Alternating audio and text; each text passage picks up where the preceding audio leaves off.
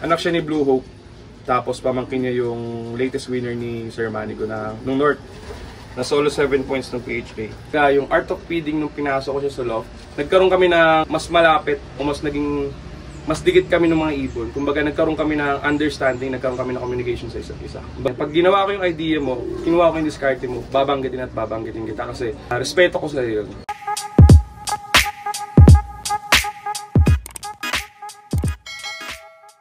Magandang hapon mga kalapatids. Ako si Anthony M. Topasi Jr. na AMT Loft. Sa akong pigeon fancer ng Antipolo Rizal. Yun, siyempre bago ang lahat, maraming salamat Sir Anthony sa pag-unlock na makapag-loft visit sa'yo. Yun sir, pwedeng maipasyal mo kami sa loft mo. Tara, silipin niya. Yun, tara, samahan nyo kami. Let's go. Stock section ng tank. Laking ano na to, stock loft mga kalapatids. May ilan laman na to sir? Nasa 30 plus yata ngayon. May selection ka na dyan pang breeding mo. May tinabi na ako ditong iba, yung mga kak na gagamitin ko ng south. Ano, nung bloodline na, yung mga na-select mo ngayong gagamitin na sa breeding? Iba, pero mostly mga ano sila, ito mga overall champion to. First overall champion. Ayos ito, first overall mga kalapatids. Gagamitin niyang materyales. Tapos itong kabila? Yan, first overall din. Ito, first overall din eh. Bali ang kapares ito, itong nasa kabilang first overall. Hindi, puro sila barako. Ah, oo nga pala, sorry. Puro barako pala to. Tapos ito. Ano yan, MacArthur finisher. Yan yung isa sa producer ko dito sa loob. Ayos Apo, ayan, nanalo na rin. Ayan, abangan natin to. Solid yung mga... Bali yan, pang south breeding. Oo, south breeding yan. Ah, yung bukod yung breeder mo na pang norte. Oo, bukod. Bali yung pagtapos ko ng north, kasi balit lang, konti lang yung mga, cage ko. Pagtapos ko mag-breed ng north, babaklasin ko na prepare ko ng south. Hanggang ilang class ka mag-breed? Isa lang pag north. Tapos prepare na agad ng south. Yung south, minsan, sinasobrahan ko palipad para papalipad sa mga tropa. Tapos, minsan naman pang stock pag may nakurso na daan akong pairing. Ito yung hen section ko, sa kabila. Ito, mga kalapatid, hen section. Oh, medyo madami din. May ilan to, Sir Anthony? Nasa ganun din, around 30 to 40 birds. Dami. Ayan yung aviary. Oh, ito. Ito, mga kalapatid, so.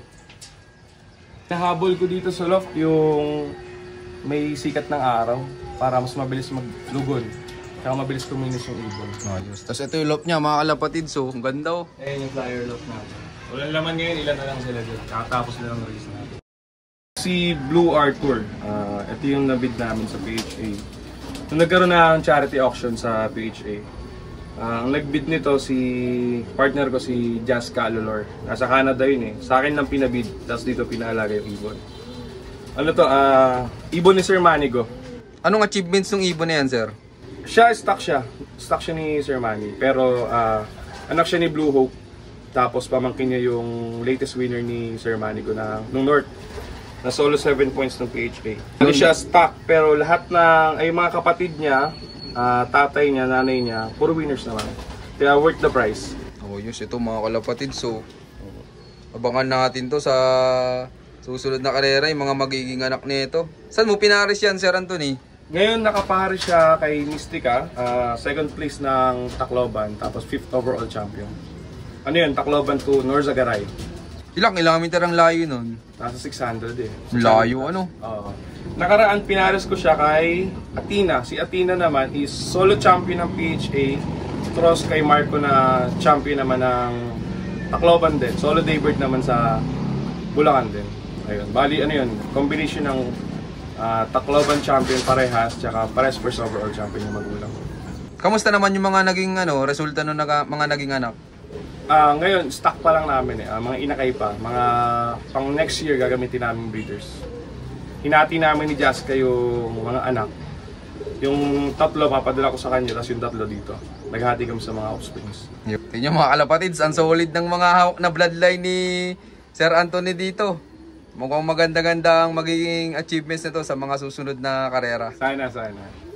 Pero ikaw pala, Sir Anthony, anong taon ka nag-start sa pagkakalapati? Nag-start na ako nung elementary pa lang.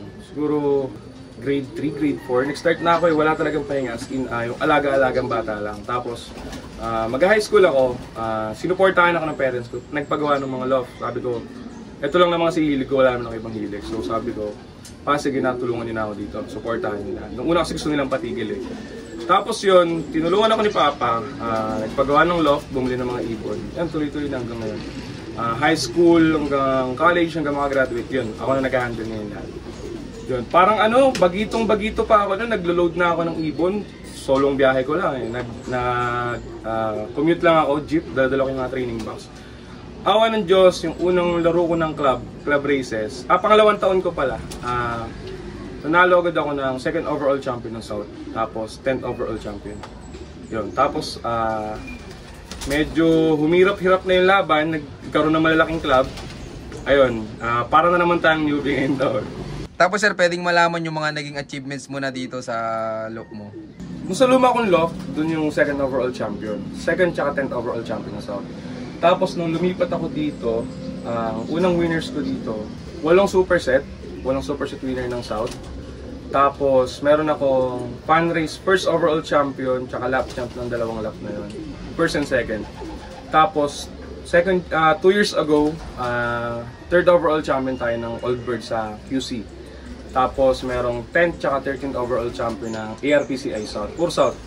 Tapos ngayong taon, pinaka-latest is yung first overall champion ng Nangka.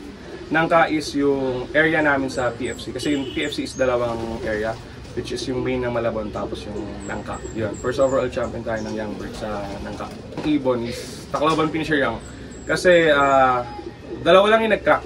Si Boss Richie Alan de Leon, si Lahing Eden. Siya lang yung nakasolo na Young Bird. Tapos yung isa, si Boss Lagalaglof, Melchor de Asis. Dumating yung ibon natin ng hapon eh, pero nanalo pa rin siya, first overall champion ng Nangka. Ikaw ba, Sir Anthony, may naging mentor po ba?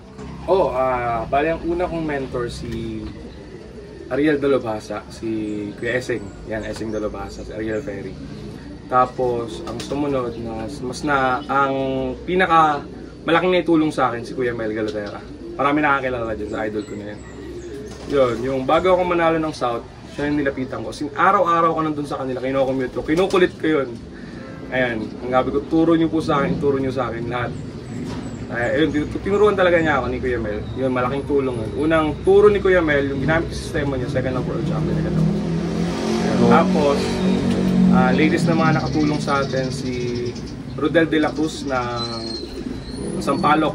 Ayan, napakalaking tulong din tinuro sa akin ni Kuya Rodel. Tapos si Rene Umadhay, yung Loftman ni Sir Rudy ni Burlington. Napakalaking tulong ng mga tinuro sa akin ni Kuya Rene. Tapos, itong huli, nagpatulong din ako, nagpaturo kay Kuya Rene naman ni Homer Garcia. Loftman siya ng tropa namin ngayon sa Batangas, si Kuya Homer Garcia. Dating Loftman si Kuya Rene ni Sir Joseph Yap. Yan, si Sir Golden Hands. Sa kanya ko natutunan yung art of feeding. Ayun sir, pwedeng malaman yung art of feeding na yun?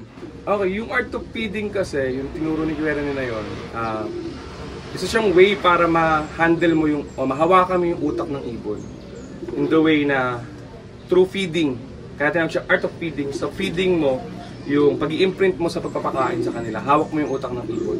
Ang iniisip lagi ng ibon, gutom sila kahit marami na silang nakain. Dahil sa way ng pagpapakain mo. Kamusta naman naging resulta, Sir Anthony? Simulan mong ginamit yung art of feeding na yun. Sa this South ko ginamit yung art of feeding. Napakaganda sa ibon. As in, dumarating yung ibon, nilalaban ko sila ng payat eh. Kasi yung way nga namin ng paglalaban kahit payat or may diet kami. So, dumarating yung ibon ng payat, nasanay silang lumaban, na payat sila. Kaya pagdating ng derby na medyo inayos na namin yung feeding, ang ganda ng ginawa ng ibon. Ang bilis nila mag-adjust, ang bilis ng recovery. Tapos ayun, winner tayo ngayon agad. Both club naman, contender tayo, BBCM tsaka PFC. Sa BBCM lang di tayo pinahad mag-clock ng last lap. Tsaka yung PFC nga, first overall naman, pero nabitin lang din ng konti. Napakagandang epekto ng art of feeding simula nung pinasok ko dito sa sistema ko sa loft. Napakalaking tulong. Kumbaga yung ibon, naging close ko, nagkaroon kami ng bonding ng mga ibon. Lahat ng ibon ko dito ang amo na sa akin. Kasi noon, pag pumasok ako dito, lilipad talaga eh.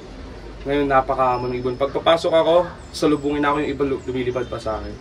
Kumbaga, yung art of feeding nung pinasok ko siya sa loft, nagkaroon kami ng mas malapit o mas dikit kami ng mga ibon. Kumbaga, nagkaroon kami ng understanding, nagkaroon kami ng communication sa isa't isa. Kumbaga, sabi nga niya, nahawakan ko yung utak ng ibon, na ako yung master nila at hindi sila yung masusunod.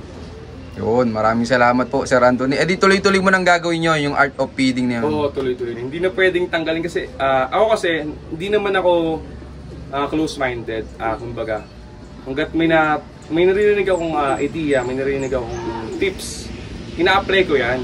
Ina-apply ko tapos chine-check ko sa sarili ko kung okay ba, kung pasado ba siya dito or akma ba sa sistema ko. Kapag akma siya, tuloy-tuloy yan. Hindi ko binabago yan. Tsaka hindi ako nagtatago na ginaya ko to sa isang fancier, kinuha ko tong idea niya nang hindi ko sabihin sa kanya. Pag ginawa ko yung idea mo, kinuha ko yung diskarte mo, babanggitin at babanggitin kita kasi respeto ko sa iyo. Maraming salamat Sir Anthony. Good luck po sa mga susunod pa na karera.